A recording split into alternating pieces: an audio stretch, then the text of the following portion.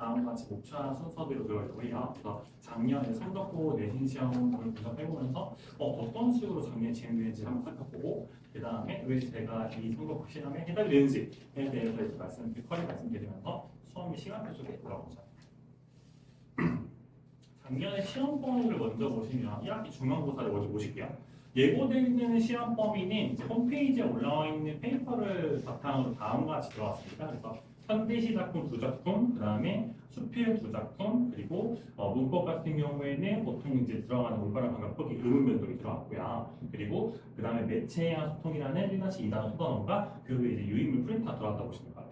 그래서 여기까지가 이제 홈페이지에 공식적으로 올라와 있는 이제 시험 범위라고 보시면 되고, 근데 여기서 추가적으로 실제 시험에서는 어떤 지문들이 나왔냐면은 이 부분 외에도 이제 현대시가 또 다른 지문으로서 현대시 한 작품 더 들어갔고요. 그 다음에 보기 지문으로 이제 추가로 연계하는 작품이 총 2작품이 더 들어갔습니다. 현대시 3개가 추가로 더 나온 거죠, 시험에. 그리고 추가적으로 매체 같은 경우에도 원래 저희 그 혹시나 중3, 중2 교과서를 한번 보시면은 논설문이라는 지문이 원래 본문이 하나가 실려 있어요. 근데 그 지문을 그대로 쓴 게 아니라 성적고 같은 경우에는 이런 그 고3 모의고사에 나올 만한 그 기다란 매체 지문을 하나 가져와가지고 지문을 가져와가지고 그걸 바탕으로 문제를 냈다고 보시면 될 것 같아요. 그러니까 약간 어떤 느낌이냐면 여기에 나와 있는 단원의 개념은 거들 뿐 실제 본문은 여기를 쓴 거예요. 모의고사에 긴 지문을 쓴 거죠.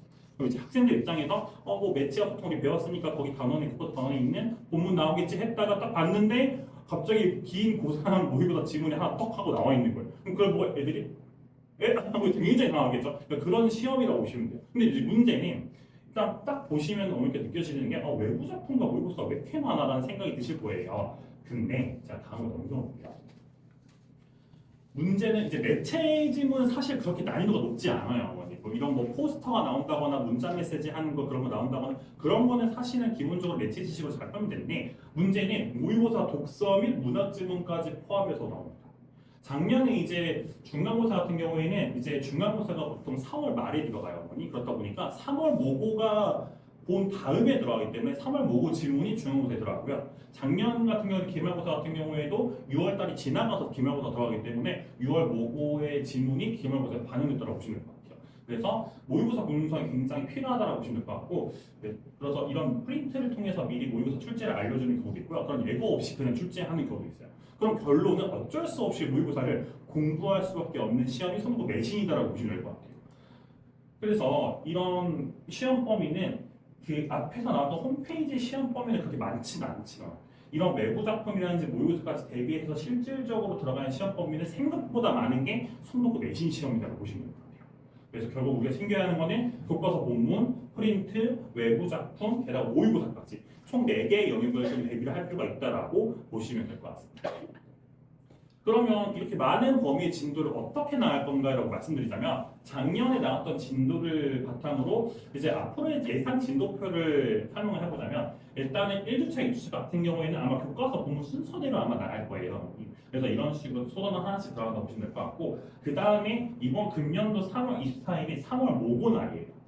그러면 2주차의 수업이 끝나고 나서 애들이 바로 모고를 보는 거죠. 모고를 본 다음에 저희가 3주차 들어가기 때문에 3주차 때 모고 지문을 반영해서 같이 풀어서 들어갈 거예요.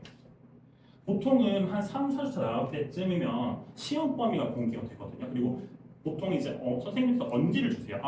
이번에 얘들아 모의고사 들어갈 거니까 공부 좀 해와 이런 식으로 얘기를 하시거나 아니면 모의고사 이번에 독서 지문 뭐 문학 지문 들어갈 거야 애들 공부해와 이런 식으로 소스를 던져주시거든요. 그래서 그걸 바탕으로 그런 소스가 들어가면은 그 부분까지 포함해가지고 같이 진도를 나갈 겁니다. 그래서 문법 같은 경우에는 그래도 1학년 중간고사 문법이 조금 어려운 부분이 있어가지고 문법은 맨 마지막에 애들 기억 파릇파릇 할 때 이때 들어갈 거고요. 그 다음에 5주차 때에는 마지막으로 이 모고 진도 마무리하면서 프린트가 만약에 추가적으로 더 있다면 프린트 진도까지 해가지고 실질적인 진도 마감은 5주차 때 마감이 될 겁니다. 그리고 6주차 때에는 제가 따로 이제 이 앞에 있는 내용들을 반영한 심화 교재를 같이 진도를 나가면서 핵심 정리 찝어주는 쪽집게 강의식으로 이러이러한 부분 기출의 가능성이 커 이거 보고 와 라는 식으로 이제 분석을 진행하고요. 그 마지막 시즌 때 시험 줄 때는 직접 보건 얘기하면서 이제 마지막으로 개념 받고 시험장 들어간다고 보시면 될 것 같아요. 그래서 이런 식으로 진행 예정입니다. 그 다음에 넘어가실게요.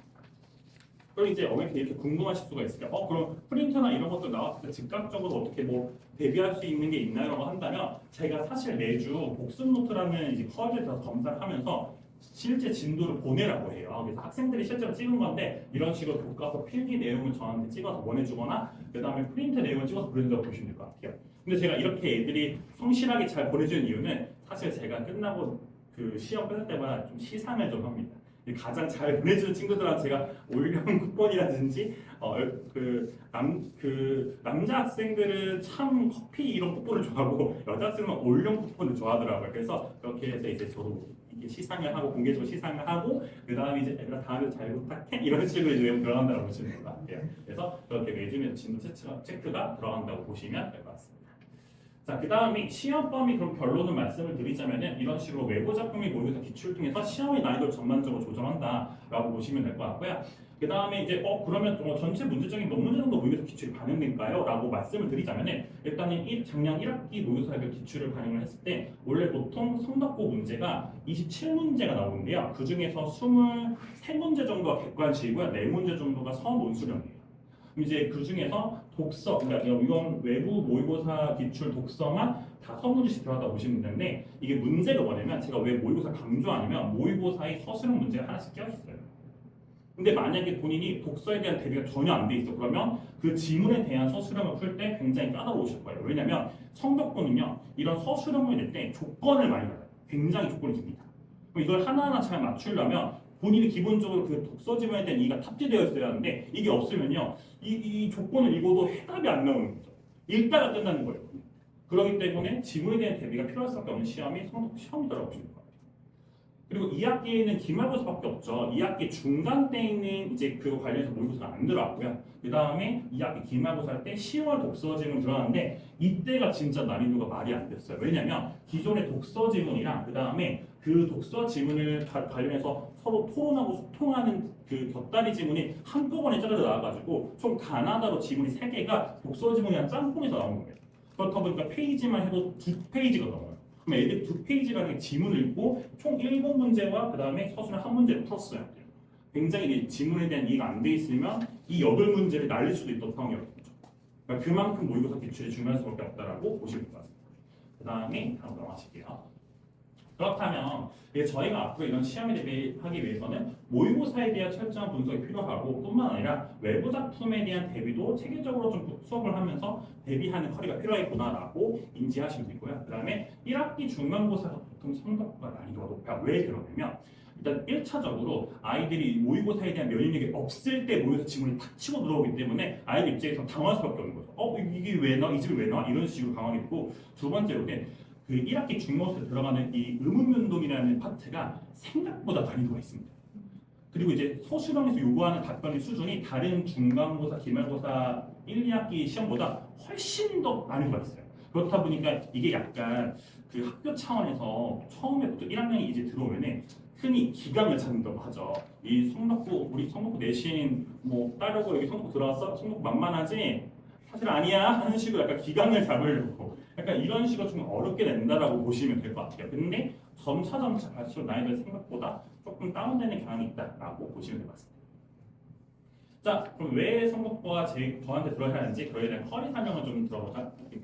자, 1주차부터 5주차까지는 저희가 교과서 분석서, 지문 분석서가 앞에 말씀드린 클리닉이 들어가는데요. 매주 교과서 및 모의고사 반 체크를 하고 그 다음에 공문 구성 및 수업이 진행되고요. 그 다음에 저희가 클리닉 같은 경우에는 어휘부터 장르적 지식까지 꼼꼼하게 지켜야 하는데 왜 제가 중간에 어휘 테스트나 이런 걸 넣냐면 본문에 나오는 어휘를 물어보는 전형적인 내신 문제가 나오기도 하고 추가적으로 이 성적고 같은 경우에는 제가 앞에서 말씀드렸다시피 논술형이 조금 꼼꼼하게 나온다고 했었잖아요. 그때 어떤 현대시 개념이라든지 현대소설 개념과 같은 개념과 관련된 질문을 많이 해요. 근데 이게 생각보다 배우다 보면 별거 아닌데 애들이 이제 어휘 같은 걸 국어만 하는 게 아니라 다른 뭐 수학, 영어 이런 거 하다 보니까 그런 개념을 챙겨주지 않으면 보통 쉽게 잘 까먹더라고요.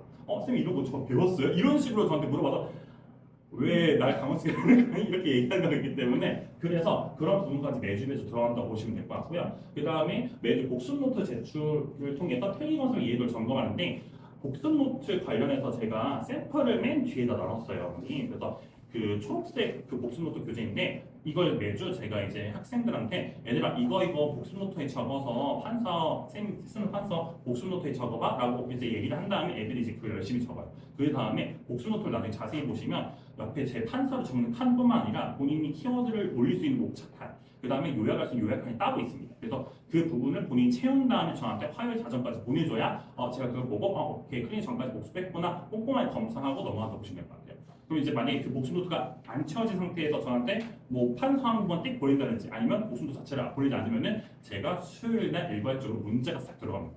어머니께도 보내고요, 뭐 그 본인한테 다 보내요. 그래서 이거가 있어야 뭐가 클리닉 올 준비가 되어 있는 거라는 그런 최소 커트라인을 제가 만들었기 때문에 그런 식으로 이해도 분석들한테 보시면 되고요. 이 커리 같은 경우에 제가 지금 하고 있는 예비고일 친구들한테도 다 일괄적으로 들어가고 있습니다. 그래서 저한테 배우는 예비고일 친구들은 매주 화요일 자정 전이 되면은 갑자기 저한테 카톡을 보내기 시작해요. 그래서 복습 노트에 사진을 찍어서 그렇게 체크하고 있고요. 6주차 실전에는 심화교육이랑 파이널이 들어가는데 그 파이널 같은 경우에는 기존 성적에 대한 기출을 반영해서 같이 이제 연관된 외부 지문까지 해가지고 들어가고요. 심화교재 같은 게 제가 뒤에 설명을 드릴 건데요. 그 중간에 심화교재 안에는 필기 빈칸 테스트라는 게 있습니다. 제가 항상 매주 선생님 필기를 반영해서 이제 사진을 반영을 했었죠. 그걸 반영해서 제가 심화교재를 만들 거예요. 그래서 작년 성적 기출, 그 다음에 그 시중에 있는 교과서 설명, 그 다음에 마지막으로 그 선생님 필기까지 이 세 개를 합본해가지고 제가 그 관련된 걸 넣을 건데 그 관련된 건 혹시나 궁금하시다면 제가 작년에 한영모를 맡았을 때 만들었던 NL독이라는 심화교재가 뒤에 있어요. 그래서 샘플 한번 나중에 저희 설명 끝나고 한번 보고 가시면은 이런 식으로 되어보구나라고 이해하실 수 있으실 거예요. 그리고 마지막으로 학생의 학업 수준에 따라 보충이 실시되는데 보통 6주차, 7주차, 그러니까 5, 6주차 되었을 때 제가 애들이 보통 클리닉 밀리면 숙제를 내기 시작해요. 그때는 제가 추가적으로 아이들한테 보충을 잡아서 들어간다고 보시면 될 것 같습니다. 자, 그 다음에 그래서 제 교재 샘플을 좀 보여드리자면 저는 이제 프린트 같은 경우에 이게 교과서 본문이 아니에요. 이런 프린트 외부 작품 같은 경우에도 이런 식으로 이제 핵심 정리라든지 이 각주를 달아서 설명이 좀 자세하게 들어가고요. 그 다음에 개념 프린트가 많이 필요하다. 예를 들어 저희 아이들은 현대식 개념이 완전히 없어요. 선생님 어떡하죠? 이런 경우에는 제가 그 개념 프린트를 따로 소설, 시 이렇게 만들어놨어요. 그래서 1주차에는 이런 개념 프린트까지 포함해서 본문이랑 같이 나갈 거예요. 그래서 앞에서 제가 개념 중요한 부분에 대해서 설명을 좀 하고 그 다음에 본문 시 현대시 들어간다. 왜냐하면 현대시 자체가 그렇게 본문이 길지가 않기 때문에 수업이 현대시 본문 자체는 수업이 금방 끝나고요. 근데 다만 그게 중요한 게 아니라 사실은 그와 연관돼서 나오는 이 개념들이 더 중요한 거잖아요. 그래서 이 개념이 함께 들어간다고 보시면 될 것 같습니다. 그 다음에 이 옆에 보시면 이렇게 PPT 보시면 이렇게 빈칸이 들어진 데 있어요. 그래서 이렇게 빈칸을 제가 각주 부분에 뚫어놔가지고 아이들이 채울 수 있게 만들어준다고 보시면 될 것 같아요. 그러면 이제 본인이 꼼꼼하게 이런 각주까지 세세하게 보면서 열심히 복습하지 않은 친구들은 이 빈칸을 못 채우겠죠. 전 이런 빈칸 테스트에 보면요, 전체 빈칸 수 대비 채워서 정답이 된 빈칸 수까지 해서 꼼꼼하게 다 문제를 보내드립니다.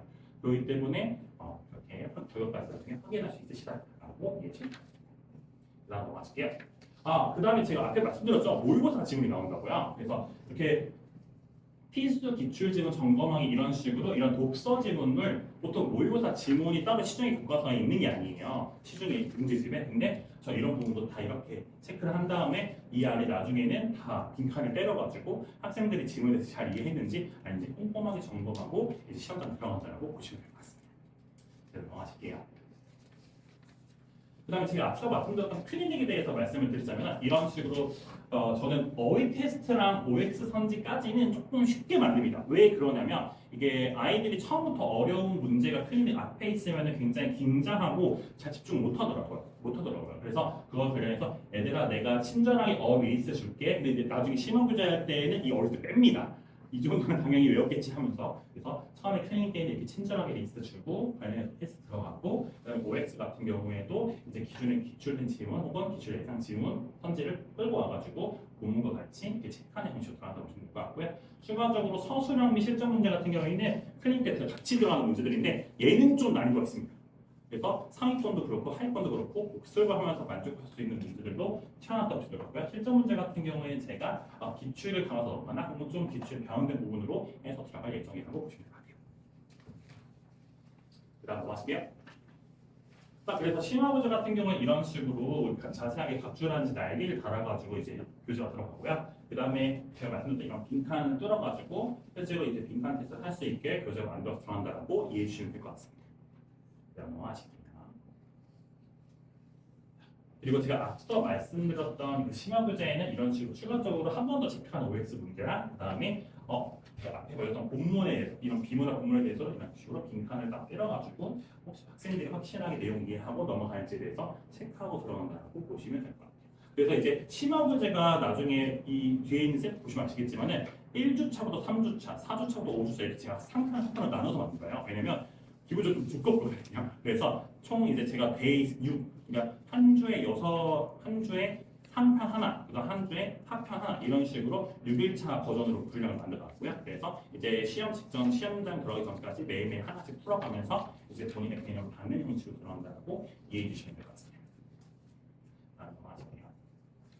수행평가 같은 경우에는 제가 보통 앞에 제가 맡았던 학교들 같은 경우에도 다 이렇게 그 예고를 다 해주더라고요. 보통은 이제 제가 앞에서 이제 말씀드렸듯이 이런 진도를 받을 때에도 저는 수행평가 같은 거 칠판 뒤에 붙여져 있거나 혹은 뭐 그런 관련된 페이퍼를 선생님께 반장들이 받아가지고 이제 교실에 놓는 경우가 있어요. 그래서 그것도 다 뽑아가지고 받은 다음에 그거에 대한 대비를 할 수 있는 교재도 만들어가지고 같이 들어가는데요. 근데 수행이 만약에 시험 기능과 겹치는 경우에는 제가 페이퍼를 만들어가지고 숙제로 들어가고요. 근데 만약에 비내신이가 예를 들어서 중간고사를 본 다음에 기말고사 들어가기 전에 살짝 2주부터 3주 정도 이제 타임이 남은 경우가 있거든요. 그때 정규 수업 들어가면서도 같이 이 수행평가 대비 클리닉도 들어갈 예정이라고 보시면 될 것 같습니다. 그래서 사실 수행 대비 같은 경우에는 남자애들은 정말 챙기기가 어려워하고요. 그 여자 학생들 같은 경우에도 이런 부분에 대한 신경을 잘 못 쓰면 놓치는 경우가 많더라고요. 그래서 그거에 대해서 같이 첨삭이 들어가면서 수행 대비도 들어갈 예정이다라고 보시면. 자, 결론이 저희가 이제 성적과 내신을 잘 잡기 위해서는 앞에 보았듯이 교과서, 유인물, 그 다음에 모의고사, 수행평가까지 완벽하게 대비를 해야 하는데 그거와 관련해서 최적화된 교재와 클리닉을 통해서 대비할 수 있게 제가 커리큘럼 구성하고 있다고 봐주시면 될 것 같습니다. 자, 전반적인 커리어 설명은 여기서 마치고요. 작년 수강생이랑 성적 오른 차이를 좀 보고 합니다. 작년 이제 명일여고 제가 맡았던 반 같은 경우에는 1학기 때 이제 원래 제 학원을 다니기 전에 1학기 중간에 다른 학원에 있다가 그 다음에 저한테 들었을 때 처음으로 전교 1등 90점을 받았습니다. 제가 평균적으로 말씀드리자면 명일여고는 1컷이 80 초반이에요. 그런데 90점을 받았다는 거는 정말 잘한 거죠. 그리고 2학기 기말 시험에도 1등급을 달성하면서 쭉 들었던 친구인데 그래서 귀신같이 외우다 실제 포인트를 안 지는 선생님이라고 정말 부끄럽지만 그렇게 적어주었고요. 그래서 쌤한테 수업 들으면서 처음으로 국어 성적이 확 오르는 느낌이 났다. 그리고 심화 교재만 사실 잘 보고 와도 어중간한 문제는 다 맞출 수 있다. 이런 식으로 이제 설명을 잘 적어주었습니다. 그 다음에 제가 한영고 학생도 맡았는데 한영고 같은 경우에는 원래 1학기 중간 때 다른 학원 다니면서 이렇게 점수를 받았는데 저한테 최종적으로 점수 수업을 받아 쭉쭉 오르다가 2학기 기말 때 처음으로 한영고 100점을 찍은 학생이 있었습니다. 이 친구 같은 경우에도 뭔가 당연하게 들어왔을 때는 뭔가 애매하게 이해되는 듯한 느낌이 있었는데 이제 제가 시험 기간에 주로 이 친구의 질문을 정말 많이 받았어요. 한 11시 때에도 저한테 카톡을 보내는 경우 있어요. 저녁 11시 때에도. 근데 그런 거 상관없이 저는 다 카톡 관련해서 친절하게 질문 받고 남기기 때문에 그런 식으로 이제 열심히 이제 공부했던 친구인데 다행히 이렇게 저의 스타일과 어떤 한국어 내신이랑 잘 맞아가지고 100점을 맞을 수 있었다라고 보시면 될 것 같습니다. 자, 앞으로 수업 및 시험표를 좀 소개해 드릴까 합니다. 다음 넘어가실게요. 자, 저희가 지금 2월달, 즉 2월달부터 해가지고 현재 2월달이랑 그다음에 3월 1주차까지는 저희가 정규 수업이 들어갑니다. 그래서 앞에 얘기했듯이 3대 영역을 수업하는데요. 여기서 말하는 3대 영역이라는 거는 문법, 문학, 독서를 얘기합니다.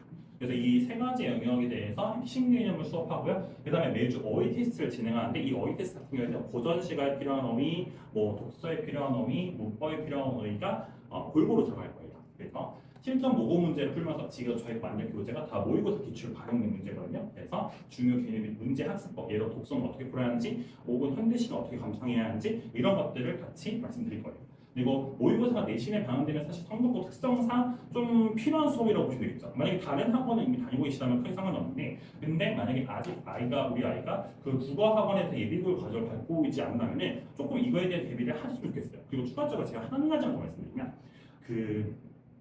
제가 사실 이미 1월 달에 문법 특강은 이미 완료를 했어요. 그래서 현대문법이라고 해서 이제 보통 1학기에 다 들어가는 현대문법을 끝냈는데 아마 다른 학원이나 이런 부분에서 이제 문법을 체계적으로 정리하고 계시다면 상관없고요. 혹은 따로 문법 교재를 사서 공부하고 있다면 상관없는데 만약에 아직 그런 과정이 없다라고 한다면 한번 보시고 오면 좋을 것 같아요. 왜냐면 제가 앞에 말씀드렸다시피 1학기 중간고사 때 의문변동이라는 게 키고에서 엄청 어렵게 나오는데 보통 제가 한 주에 그 의문변동 문제를 풀리는 개수가 얼마냐면 200문제. 한 주에 200문제를 풀어야 돼요. 근데 이제 이렇게 하지 않으면 성적이 안 나와요. 안타깝게도. 근데 이제 문제는 그 주에 이제 수업 때 저랑 배웠던 친구가 다른 수학, 영어도 챙겨야 하는데 국어만 200문제를 풀 수는 없잖아요. 그러면 어쩔 수 없이 본인이 최대한 효율적이게 그 시간을 들어가면서 국어 문제를 풀 수밖에 없는데 근데 제가 앞에 말씀드린 이 문법이 언제 나갔나? 4주 전부터 나가요. 딱 심화고지를 받기 직전에 문법이 들어가요. 그럼 만약에 본인이 문법 문제를 200문제를 못 풀었다. 혹은 일부를 남겼다. 그러면 다음 주자 심화고지를 받을 때 스노우볼링이 생기겠죠. 그럼 계속 심화고지라든지 혹은 파이널 문제라든지 못 푸는 활동이 생겨버리는 거예요. 그럼 그렇다면 첫 주차에 그냥 문법을 때리시면 안 되나요? 라고 한다면 첫 주차에 문법을 때리기에는 애들이 한 5주차, 6주차 정도의 심화고지 받으면 쌤 죄송해요 다 까먹었어요 라고 얘기를 해요. 그렇다 보니까 애들이 기억이 한계가 있어서 그래서 어쩔 수 없이 4주차를 제가 최대한 미룬 거예요. 최대한 그 문법의 감각이 생생할 때 심화고지를 풀고 시험장까지 논스톱으로 쭉 갈 수 있게 그래서 제가 이걸 그렇게 배치했다고 보시면 돼요. 어쨌든 한 번 정도는 문법 한 바퀴, 현대문법 한 바퀴를 돌리고 와주셔야 돼요. 이게 굉장히 필요하다고 보시면 될 것 같습니다. 그리고 이렇게 하고 난 다음에 주중에는 주말에는 3시간 동안 수업을 하고요. 주중에는 1시간 20분 정도 클리닉이 들어가는데 1시간 동안은 보통 이제 문법, 독서, 문학, 독서, 문법 문제가 있는 세미 모의고사 30문제를 풀게 될 거예요. 다 객관식입니다. 그래서 그 객관식 관련해서 파트별로 제가 또 각각 나눠놨어요. 그래서 나중에 이제 이 클리닉을 풀면은 제가 문법 몇 개인지 독서 몇 개 맞았는지 그 문학 몇 개 맞았는지까지 세세하게 해서 들어간다고 보시면 될 것 같고요. 또한 자가 오답이 되면 피드백. 저는 무조건 클리닉 저랑 같이 1대1로 피드백 진행해요. 조교 안 쓰고 다른 분 안 들어올 거예요. 그래서 저랑 같이 피드백하면서 이런 부분이 부족하니까 이런 부분을 보완하면 좋을 것 같다는 식으로 행동 교정이 들어갈 겁니다. 이렇게 클리닉까지 진행된다고 보시면 됩니다. 그래서 보통 클리닉은 저희가 일과 3시 이후로 잡았어요. 왜 그러냐면 나중에 승급부 이제 4시 시작되면은 학교가 보통 3시, 4시 사이에 끝나요. 그래서 일부러 그렇게 잡은 거예요. 나중에 내신 들어가도 방학 때랑 내신 시간대가 변동이 돼요. 그런 식으로 들어간다고 이해하시면 됩니다. 다음으로 갈게요.